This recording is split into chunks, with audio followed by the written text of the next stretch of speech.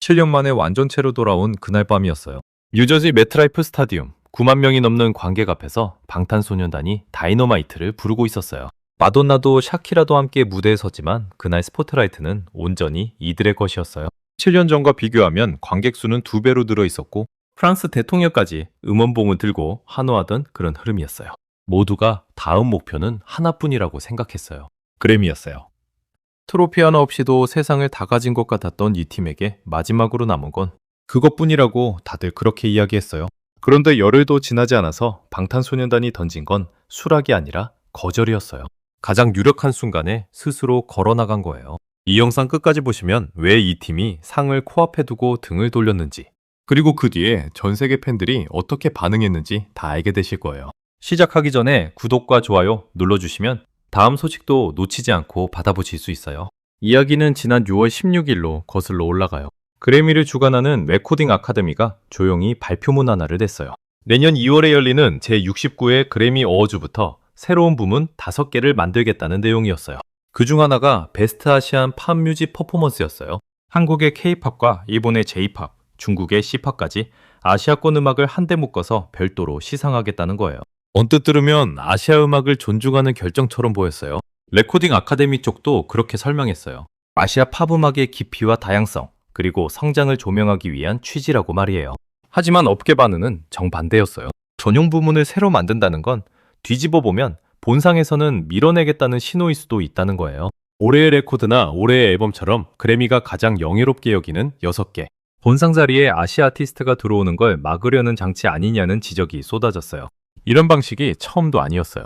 빌보드를 완전히 입순 라틴 팝스타 배드, 버니도 오랫동안 라틴 전용 부문에만 묶여 있었다는 이야기가 다시 소환됐어요. 흑인 음악가들에게 유독 박했던 그래미의 과거 시상 이력도 함께 도마 위에 올랐어요. 이번에 새로 생긴 부문이 축하가 아니라 분리였다는 비판이 나온 이유예요. 그리고 이 논란의 한가운데 방탄소년단이 있었어요. 방탄소년단과 그래미의 인연은 짧지 않아요. 2019년 최우수 R&B 앨범 부문 시상자로 처음 그래미 무대에 섰고 2021년에는 K-팝 가수 최초로 베스트 팝 듀오 그룹 퍼포먼스 부문 후보에 올랐어요.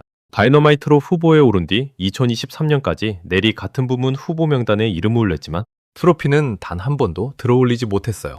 리더 RM은 예전 인터뷰에서 그래미를 목표로 삼는 게 더 열심히 음악을 만드는 동기가 됐다고 밝힌 적도 있어요. 그래미가 최고의 인정이라는 말도 함께요. 그런 팀이 병역 의무를 모두 마치고 6년 만에 완전체로 돌아왔어요. 지난 3월 발매한 정규 5집 아리랑으로요. 이 앨범은 발매와 동시에 미국 빌보드 메인 앨범 차트와 싱글 차트를 동시에 석권했어요. 완전체 복귀작이 이 정도 성적을 낸 건 K-팝 역사에서도 드문 일이었어요. 음악성과 상업성을 모두 인정받으면서 이번에는 정말로 트로피를 들어올릴 수 있다는 기대가 커졌어요. 새로 생긴 아시안 팝 부문은 물론이고 최고 영예인 올해의 앨범 후보로도 유력하게 거론되고 있었어요. 가장 준비가 잘 된 순간이었어요. 그런데 지난 7월 29일 방탄소년단 멤버들이 각자의 SNS에 같은 내용을 올렸어요. 저희는 올해 그래미에 출품하지 않기로 했다는 짧은 문장이었어요. 이어서 이런 말을 남겼어요. 음악이 지역이나 언어로 구분되기보다 음악 그 자체로 사랑받을 수 있길 바란다. 2월에 열리는 제69회 그래미 어워즈의 정규 5집 아리랑을 아예 출품하지 않겠다는 선언이었어요. 특정 부문만 사양한 게 아니라 그래미 시상식 자체의 후보 심사 과정 전체에 참여하지 않겠다는 뜻이었어요. 가요계 전체가 술렁했어요. 트로피가 코앞까지 온 시점에 스스로 그 문을 닫아버린 셈이었으니까요. 이어서 이 소식을 들은 그래미 측이 어떤 반응을 보였는지, 그리고 전 세계 아미들이 어떻게 움직였는지 계속해서 살펴볼게요. 방탄소년단의 선언이 나온 다음 날이었어요. 그래미를 주관하는 레코딩 아카데미의 하비 메이슨 주니어 최고 경영자가 직접 나섰어요. 7월 30일 자신의 SNS에 긴 글을 올렸어요. 방탄소년단이 올해 그래미 어워즈에 출품하지 않기로 했다는 소식을 듣고 안타까웠다는 문장으로 시작했어요. 이어서 음악 창작자로서 그들의 결정을 이해하고 존중한다는 말을 덧붙였어요. 새로 생긴 부문에 대해서도 해명을 내놨어요. 아시아 팝 음악의 깊이와 다양성, 그리고 성장을 조명하기 위해 만들어진 부문이라고 설명했어요. 한 아티스트가 신설 부문과 본상을 동시에 받을 수도 있다는 말도 함께 나왔어요. 분리가 아니라 확장이라는 취지였어요. 하지만 이 해명이 논란을 잠재우지는 못했어요. 대중문화 평론가 김현수 씨는 한 방송 인터뷰에서 이런 지적을 내놓았어요. 아시아와 라틴처럼 특정 지역을 겨냥한 부문을 새로 만들면서 정작 본상은 주로 백인 아티스트에게 돌아가는 방식이라는 거예요. 이런 구조라면 화이트 그램이라는 비판을 피할 수 없다는 말이었어요. 실제로 외신들이 이번 논란을 다루면서 함께 꺼낸 사례들이 있어요. 빌보드 메인 차트를 완전히 휩쓴 라틴 팝스타 배드버니는 오랫동안 라틴 전용 부문에만 머물러 있었어요. 흑인 음악가들에게 유독 인색했던 그래미의 오래된 시상 이력도 다시 도마 위에 올랐어요. 위켄드와 아리아나 그란데가 과거 그래미를 향해 보이콧에 가까운 행보를 보였던 일도 함께 소환됐어요. 외신들은 이번 신설 부문을 두고 아시아 아티스트를 격리하는 인종화된 장벽이라는 표현까지 썼어요. 칭찬처럼 보이는 상자 하나를 만들어서 그 안에 아시아 음악을 가둬둔다는 지적이었어요. 논란은 여기서 멈추지 않았어요. 7월 31일 예상하지 못한 반응이 터져나왔어요. 방탄소년단의 정규 5집 아리랑 수록곡 에일리언스가 갑자기 차트를 뒤흔들기 시작한 거예요. 전 세계 78개 지역의 아이튠즈 톱송 차트에서 동시에 1위를 차지했어요. 팬덤, 아미의 스트리밍 총공이 만들어낸 결과였어요. 이 노래가 하필 지금 이 순간에 1위에 오른 데에는 이유가 있어요. 에일리언스는 방탄소년단 멤버들이 세계 무대에서 한국인으로서 겪었던 정체성, 고민을 외계인이라는 단어에 빗대어 쓴 곡이에요. 노랫말 속에는 남들이 정해둔 잣대에 얽매이지 않고 우리만의 기준을 만들겠다는 다짐이 담겨 있어요. 인종적 잣대로 아시아 음악을 따로 분류하려던 그래미의 결정과 정확히 맞부딪히는 가사였던 거예요. 팬들이 굳이 이 곡을 골라서 총공에 나선 이유가 여기 있었어요. 침묵으로 끝날 수도 있었던 반발이 노래 한 곡으로 전 세계에 다시 울려 퍼진 거예요. 그리고 하루 뒤인 8월 1일 상황은 한 번 더 뒤집혔어요. 그래미 공식 홈페이지에서 방탄소년단의 과거 공연 영상들이 하나둘 삭제되기 시작한 거예요. 2021년 단독 퍼포먼스 영상을 포함해서 방탄소년단과 관련된 아카이브 콘텐츠가 잇따라 사라졌어요. 보이콧을 선언한 지 사흘 만에 벌어진 일이었어요. 시점이 절묘하다 보니 곧바로 의혹이 제기됐어요. 보이콧에 대한 보복성 조치 아니냐는 거예요. 레코딩 아카데미 쪽에서는 별다른 공식 설명을 내놓지 않았어요. 이 소식이 알려지자 아미대도 태도를 바꿨어요. 응원과 지지에 머무르지 않고 직접 행동에 나선 거예요. 그래미 공식 계정을 언팔로우하거나 아예 차단하는 팬들이 늘어났어요. 관련 유튜브 영상마다 항의 댓글이 달리기 시작했어요. 에일리언스는 총공 하루 만에 순위가 내려가는 대신 오히려 다시 차트 상위권으로 올라오는 흐름을 보였어요. 한 시상식이 만들려던 새로운 구분선을 팬덤의 스트리밍 하나가 정면으로 지워버린 셈이었어요. 트로피 없이도 증명은 이미 끝났다는 반응이 팬들 사이에서 나오기 시작했어요. 그런데 이 모든 소동의 밑바탕에는 더 놀라운 사실 하나가 숨어 있어요. 방탄소년단이 포기한 게 단순한 후보 지명 하나가 아니었다는 거예요. 이어서 이 결정이 실제로 얼마나 큰 걸 걸고 내린 선택이었는지 살펴볼게요. 방탄소년단이 포기한 게 정확히 뭐였는지 숫자로 한번 짚어볼게요. 내년 그래미 어워즈에 출품할 수 있는 대상은 지난해 8월 31일부터 올해 8월 28일까지 나온 음반과 음원이에요. 방탄소년단이 지난 3월 내놓은 정규 5집 아리랑은 이 기간에 정확히 들어가요. 후보 자격은 완벽하게 갖춰져 있었다는 뜻이에요. 그런데 이 앨범이 그냥 자격만 갖춘 수준이 아니었어요. 발매와 동시에 미국 빌보드 메인 앨범 차트와 싱글 차트 정상을 동시에 밟았어요. 앨범 차트와 싱글 차트를 같은 시기에 나란히 1위로 올려놓는 건 그해 발매된 음반 중에서도 손에 꼽을 만큼 드문 성적이에요. 병역 의무를 모두 마치고 6년 만에 완전체로 돌아온 복귀작이 이 정도 반응을 얻었다는 건 그만큼 화제성과 실력을 동시에 증명했다는 뜻이었어요.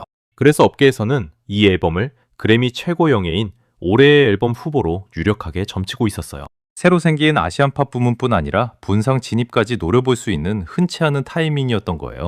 여기서 잠깐 짚고 넘어갈 게 있어요. 방탄소년단과 그래미의 관계가 이번이 처음 얽힌 게 아니라는 거예요.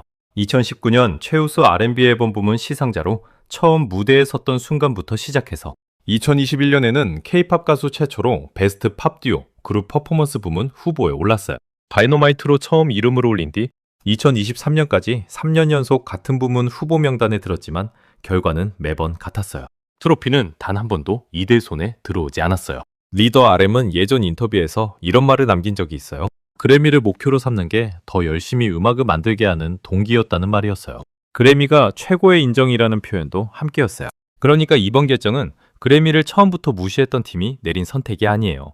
내년째 후보에 오르면서도 손에 넣지 못했던 그 트로피를 이제 가장 유력한 순간에 마주하고서 스스로 등을 돌린 거예요. 목표로 삼았던 무대에 가장 가까이 다가선 순간 그 문 자체를 닫아버린 셈이에요. 비유하자면 시상식 초대장이 아니라 초대장을 담을 새로운 봉투 하나를 따로 만들어서 건넨 셈이었어요. 봉투 안에 든 초대장은 진짜인데 봉투 색깔이 다르다는 이유만으로 본래 자리로 갈 기회가 줄어드는 구조였던 거예요. 방탄소년단은 그 봉투 자체를 되돌려 보내는 방식으로 답한 거예요. 이 결정이 알려진 뒤 국제 언론들의 반응도 예사롭지 않았어요. 미국 대중문화를 오래 다뤄온 매체들이 일제히 이번 사안을 비중 있게 보도했어요. 특히 눈에 띄는 건 이번 논란을 방탄소년단 한 팀만의 문제가 아니라 그래미라는 시상식 자체의 오래된 구조 문제로 확장해서 짚었다는 점이에요. 빌보드 메인 차트를 완전히 휩쓴 라틴. 팝스타 배드버니가 오랫동안 라틴 전용 부문에만 머물러 있었던 사례가 다시 소환된 것도 이런 맥락이에요. 흑인 음악가들에게 유독 인색했던 그래미의 과거 시상 이력도 함께 도마 위에 올랐어요. 위켄드와 아리아나 그란데가 과거 그래미를 향해 보이콧에 가까운 행보를 보였던 일도 나란히 언급됐어요. 전용 부문을 만드는 방식이 겉으로는 존중처럼 보이지만 실제로는 특정 아티스트들을 본상 경쟁에서 조용히 밀어내는 익숙한 패턴이었다는 지적이었어요. 외신들이 이번 신설 부문을 아시아 아티스트를 격리하는 인종화된 장벽이라는 표현까지 쓴 이유가 여기 있었어요. 이런 흐름 속에서 방탄소년단의 선택은 단순한 개인적인 결정을 넘어서 선진적인 사건으로 받아들여지기 시작했어요. 가장 유력한 후보가 스스로 걸어나가면서 그동안 쌓여있던 불만이 한꺼번에 수면 위로 올라온 거예요.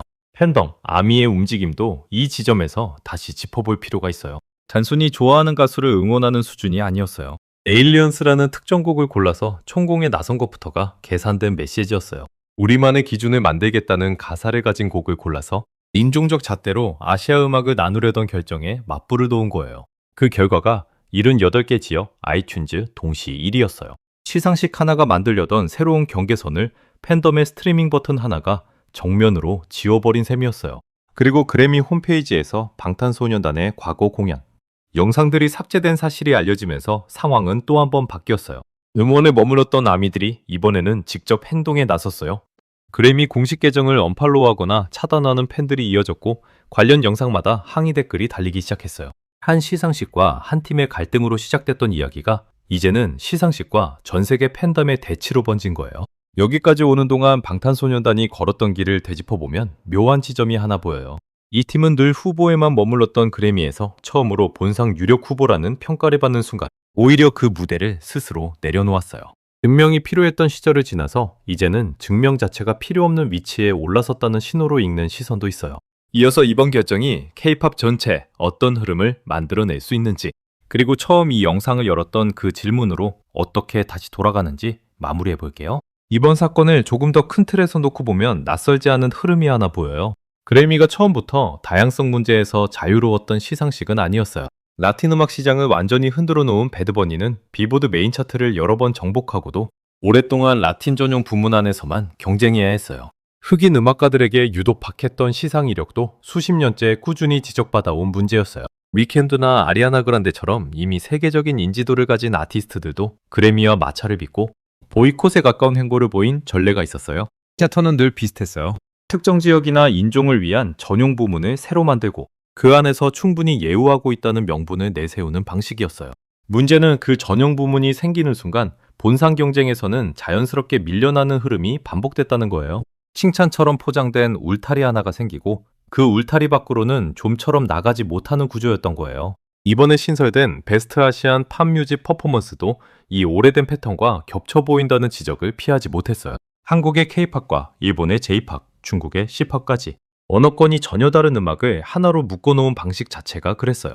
음악적 특성이 아니라 지리적 위치를 기준으로 아티스트를 한데 모아놓은 셈이었으니까요. 그래서 이번 방탄소년단의 결정을 두고 단순한 한 팀의 자존심 문제로 보지 않는 시선이 많아요. 그동안 침묵 속에서 쌓여왔던 구조적인 불만을 세계에서 가장 영향력 있는 팀이 대신 꺼내 보인 사건이라는 해석이에요. 방탄소년단이 이런 선택을 할 수 있었던 배경에는 이 팀이 그동안 걸어온 길도 무시할 수 없어요.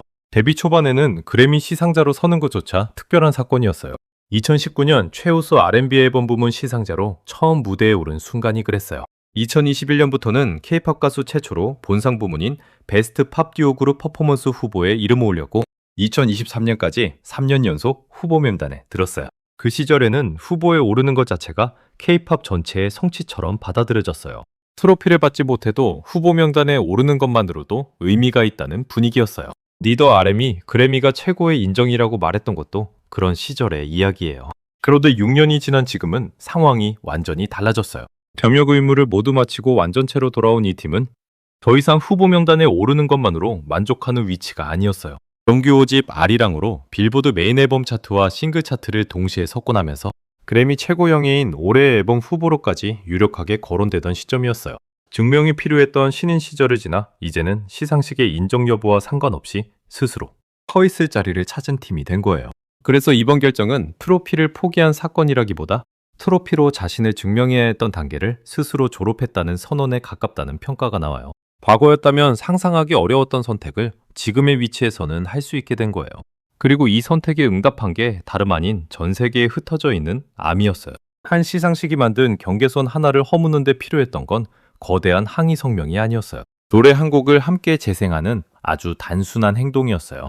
78개 지역에서 동시에 벌어진 그 움직임은 팬덤이라는 단어가 가진 무게를 다시 한번 보여준 장면이었어요. 시상식의 인증 없이도 이미 차트와 여론 양쪽에서 실질적인 힘을 증명해낸 셈이었어요. 앞으로 이 흐름이 어디까지 이어질지는 아직 지켜봐야 해요. 그래미 측이 이번 논란에 대해 부문 운영 방식을 실제로 손볼지 아니면 지금 입장을 그대로 유지할지는 아직 확정된 게 없어요. 그래미 홈페이지에서 삭제된 방탄소년단의 과거 영상들이 다시 복원될지도 지켜볼 부분이에요. 다만 분명한 건 하나 있어요. 이번 사건이 K-팝을 포함한 아시아 대중음악 전체가 미국 시상식 구조에 대해 목소리를 낸 상징적인 순간으로 기록될 가능성이 크다는 거예요.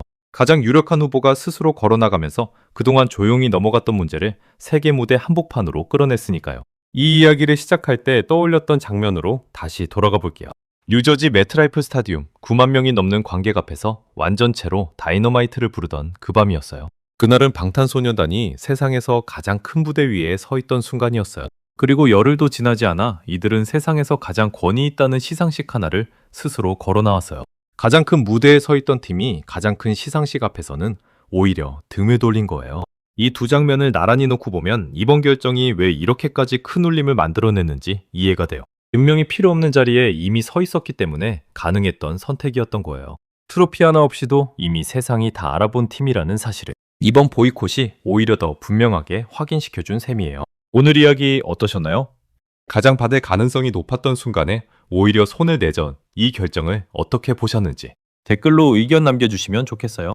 이런 K-팝 이야기 다음에도 계속 다뤄드릴 예정이니까 구독과 좋아요 눌러놓으시면 다음 영상도 놓치지 않고 보실 수 있어요.